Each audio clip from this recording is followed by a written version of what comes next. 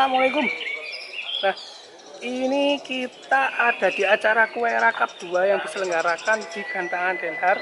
Dan kebetulan di sini untuk kelas paling ramai kalau saya lihat tadi adalah kelas Anis Merah, yang dimana memang dihuni beberapa para pemain-pemain tenar lah mungkin di Malang. Dan salah satunya ini tadi saya sempat bertemu dengan para rombongan tim dari Uyejon.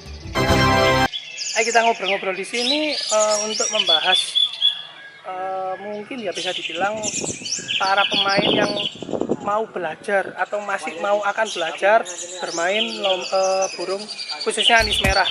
Kita sapa-sapa dulu untuk beliau-beliaunya.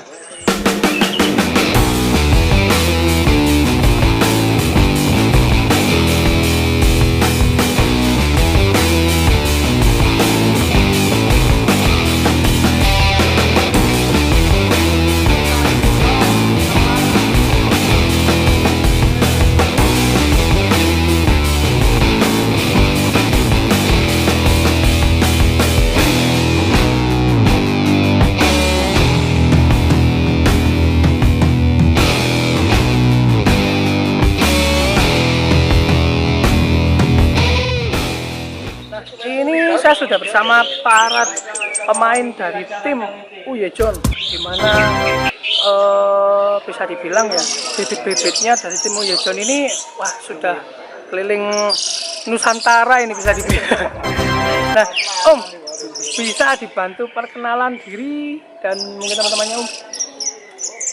Ini teman saya Farid Scott Pension, itu si Kali, itu Pak Kim, Bram, Gondrong. Dan saya bersama Mas Yoyo dari tim Uyejon. Nah, Om, Ya. ini gini Om, ini tadi kesini bawa berapa amunisi Om dari di event Kuera ini?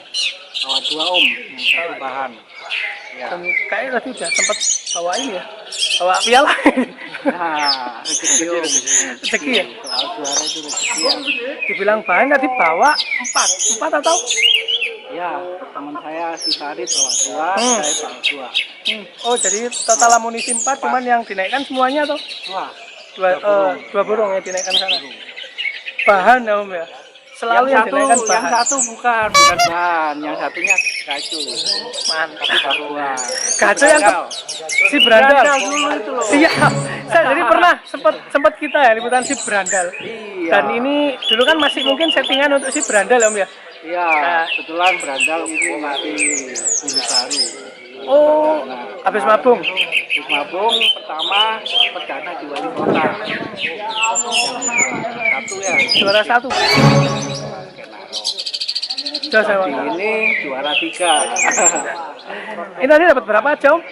Sudah dapat apa aja? Pialanya? Ini pialanya ini. Ini si Pesona, ini si Berandal. Pesona sama berandal. Ya. Bahan aja udah bisa narik piala loh di sini. Bukan bahan ini, yang satunya Berandal. Satunya yang Berandal. bahannya nggak kerja tadi. Oh tadi bahan nggak Ya. kerja. Tapi di situ kan untuk kerja kan udah bisa dilihat ya, mungkin tinggal diapakan di rumah gitu. Tinggal dipoles saja. Nah, terus gini Om. Kerja separuh tadi si yang bahannya Uyejon 168. Mantap. Terus ini Om, mungkin yang bisa saya tanyakan, ini mungkin ya bisa dibilang bakal akan ada banyak orang kepingin main Anis Merah. Nah, karena kalau kita lihat dari ratingnya di beberapa lomba, Anis Merah sudah mulai naik. Setelah mungkin Anis Kembang, kalau kita lihat lagi sekarang Anis Merah sudah mulai banyak ini ya, mulai banyak peminat ya. Nah, terus gini Om, yang mungkin bisa saya tanyakan, umpama nih kita mau bermain Anis Merah. Nah, sebagai pemain baru itu awal mula memang harusnya seperti apa Om? Kalau mungkin bisa tanya. Ya tentunya ya sabar, memilih burung yang berkualitas dulu. Satu, memilih burung yang berkualitas. Oke. Yang kedua? Yang kedua, konsisten untuk merawatnya ya. Konsisten untuk merawat. Untuk hariannya. Untuk hariannya. Ini bisa digolongkan gini, Anis Merah itu burung yang bisa dibilang harus ada perlakuan khusus atau jenis burung yang mungkin bisa settingan untuk hariannya ya biasa-biasa aja gitu. Ya kalau untuk perawatan khusus enggak ya. Mm-mm. Ya asal-asal dirawat gitu aja. Yang penting konsisten itu intinya. Untuk tiap harinya gitu. Tiap harinya Nah, konsisten itu aja. Dan memahami karakter burung. memahami karakter Itu yang burung. paling penting. Nah, terus untuk pemilihan bahan, nah, lebih bagus untuk bahan anis merah itu ada gambaran umur mungkin. Karena kan kalau di burung yang lain kan ada kondisi habis mabung pertama atau mungkin posisi berapa bulan seperti itu. Nah, seperti itu gimana, Om? Dijabarkan aja nggak apa-apa, mungkin pertama kali ya, mungkin namanya orang kita baru pertama kan pasti yang ditanyakan kan aneh-aneh nih ya. Nah, kita juga berusaha menjadi orang pertama yang kepingin juga main anis merah. Ini aku wakil kami teman saya. Kalau anis merah itu yang penting telaten, sabar itu mas ya. Kalau dari bahan biasanya lihat burungnya mas. Ada yang cepet, ada yang lambat. Biasanya kalau habis mabung baru bisa pakai buat lomba. Ada yang baru ganti bulu ke merah buat lomba juga ada yang bisa. Jadi lihat karakter burungnya semuanya. Berarti memang satu yang kita lihat, walaupun burung itu ada 2 ataupun 3, berarti perlakuan pun beda pasti ya mas ya? Beda, pasti beda. Ada yang mandinya seminggu 2 kali, ada yang mandinya seminggu sekali, ada yang jangkriknya 1 hari 2 kali, ada yang 3 kali, beda-beda penanganannya. Berarti bisa dibilang pada saat kita pemilihan bahan satu-satu kita harus meraba dulu ya mas Ya, dilihat nyamannya burung harus seperti apa dulu, baru kita bisa tahu untuk settingan selanjutnya seperti apa, bener ya? iya benar. Terus untuk anis merah sendiri, kalau mungkin ya namanya orang tidak tahu ya om ya, kita tanya lagi. Kalau di bunglor atau cak ijo kan ada lokality, kalau di anis merah sendiri seperti apa om? Nggak ada ya, biasa memang satu ya. Nah, terus bahan sendiri dari apa namanya anis merah atau mungkin kita bisa dibilang bunglor, lebih enak kita mulai nyeting burung itu mulai dari trotol atau mungkin masih kecil atau posisi udah brumut. Kalau saya sendiri saya lebih suka dari nol. Dari nol? Dari Karena nol? apa? Iya, karena kita sambil belajar untuk memahami karakter burung itu. Burungnya. Iya. Daripada kita beli burung jadi dari wiji awal, itu lebih sulit. Terus mungkin bisa dibilang sulit meneruskan mungkin ya om ya. Betul, karena perlakuan burung di waktu diperawat pertamanya itu jelas kita nggak tahu burung itu diperlakukan seperti apa. Otomatis kalau kita beli itu cukup lama untuk proses untuk menjadikan burung itu memahami karakternya. Gitu. Jadi otomatis bisa dibilang kita mulai meraba-raba lagi berarti om ya. Dari settingan awal yang dimana di sana seperti apa dan kita meraba-raba lagi di tangan kita sendiri berarti ya. Iya, Beda orang beda mas. Beda orang beda ya. beda lingkungan, beda tangan, Situasinya di rumah gimana. itu beda sekali, itu sangat pengaruh untuk si burung. Oh, Merah seperti itu. anis merah seperti itu ya.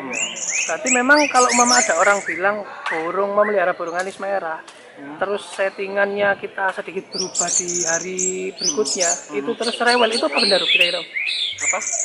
Saat kita nyeting burung anis merah nih ya, yang awalnya mungkin mandi jam sekian, habis gitu untuk EF itu biasanya berapa, kita kasih berapa. Terus karena kita pelihara burungan kadang ada malas-malasnya juga. Nah, habis itu kita ada sedikit berubah untuk settingan burungnya. Nah, itu mengakibatkan burung agak sedikit mulai nggak gacor atau mungkin seperti itu. Apa benar kira-kira? Ya, Kalau nggak gacornya nggak sih mas. Biasanya kalau dibuat lomba ada perubahan. Biasanya dia bawanya enak, neken-neken biasanya kurang. Kan biasanya settingannya jangkriknya kasih 3. Terus kita kalau kok males gitu, berarti settingannya kan kurang ngasihnya. Nanti pas waktu kerja di lomba biasanya kurang, tenaganya kurang, apa burung telat, apa pasti ada pengaruhnya gitu. Pengaruhnya di lapangan berarti ya? Iya benar. Nah, terus mungkin ya masuk nggak kira-kira untuk para pencinta burung yang mungkin baru akan belajar bermain burung. Dia memilih untuk anis merah. Kan Om sendiri kan sudah banyak banget nih settingan untuk anis merah nih ya. Kira-kira itu pas gak untuk para pemula? Bagi para yang para pemula yang baru mau makan main burung gitu loh maksudnya. Iya. Pas aja Om. Soalnya kalau anis merah itu dikasih makan, yang penting jantan, kasih makan itu pasti bunyi. Ya di sini cari settingan buat lapangan itu aja. Buat lapangan itu aja ya. Pahami karakter burung, settingannya gimana, hariannya gimana, kelompaknya gimana. Kalau urusan bunyikan apa, pasti orang semua bisa. Soalnya kalau anis merah, kalau jantan pasti bunyi. Jantan pasti bunyi ya. Itu untuk tampil di lapang itu kerja maksimal itu yang paling sulit untuk menjalankan seperti itu. Yang mahal itu settingan. Settingan lapangannya. Yang mahal itu berarti yang merawat tiap hari. Karena semahal-mahalnya burung kalau memang kita rawatannya kurang tahu ya susah juga memang ya Om ya. Dan itu mungkin sempat kita juga bahas ya untuk masalah burung mahal dan burung berkualitas. Tapi itu nanti akan pembahasan yang berikutnya karena rencananya kita akan coba main ke kandangnya dari tim Uyejon. Nah, karena bisa dibilang ya semua orang pasti tahu lah penebar benih burung-burung jahat bisa dibilang dari tim Uyejon. Kiriman sampai mana aja Om itu? Ya, terutama cuma di wilayah Jawa aja. Jawa ya? Jawa Timur sampai Jawa Barat. Jawa Timur sampai Jawa Barat. Iya. Bali gitu? Enggak. Ya sebagian teman Bali yang ada yang ngambil. dari Burungnya sini dari Bali. dari Bali asalnya. Asalnya memang dari Memang Bali. dari Bali. Iya. Burung Bali semua. Mantap ini ya. Jadi beberapa kali memang bahkan bukan hanya event-event sekelas lat berlatres, jadi event-event nasional pun saya sering banget ketemu sama orang dari tim-tim Uyejon. Ya sebenarnya saya bukan pemain, ini Penikmat. bukan ya pengorbit lah. Pengorbit ya? Saya itu pengorbit, bukan pemain besar seperti orang-orang, bukan bos. Saya cuma orang kampung. Jadi kalau umpama ada orang yang mau berandal, dilepas nggak Om kira-kira? Ya, situasional. Penawaran sudah sempat berapa sih untuk berandal? Ya, cukup puas ini saya ya. Ya maaf nggak bisa disebutin Ya, nominalnya nggak bisa. Benar, karena memang takutnya ya nanti ada yang mulai ngelirik-ngelirik. Soalnya untuk harga itu relatif ya. Harga memang relatif karena memang hobi itu berkaitan dengan senang. Benar ya? Sedangkan Nggak bisa dibeli Mas. benar, sedangkan senang itu mahal. Kalau orang sudah senang berapapun ya pasti dibayar. Benar ya? Benar. Nah, oke Om siap. Mungkin next ya kita akan lebih belajar lagi tentang pemilihan bahan. Karena di awal tadi kan sudah disebutkan satu pemilihan bahan. Dan yang saya tahu di kandang dari tim Uyejon bahan itu waduh nggak satu dua puluhan sekali datang puluhan di situ. Waduh, ratusan kan ya.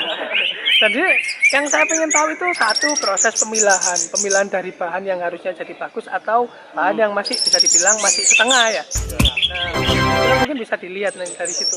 Nah, terus proses penggacoran burung dari bahan menjadi bisa sampai seperti berandal. Nah, itu nanti kita akan coba main ke kandangnya tim Uyejon. Nah, jadi satu mungkin kita harus banyak terima kasih juga dari Mas Soyo dan teman-teman karena dengan adanya beliau anis merah di Malang ini akhirnya jadi lebih berwarna. Terima kasih.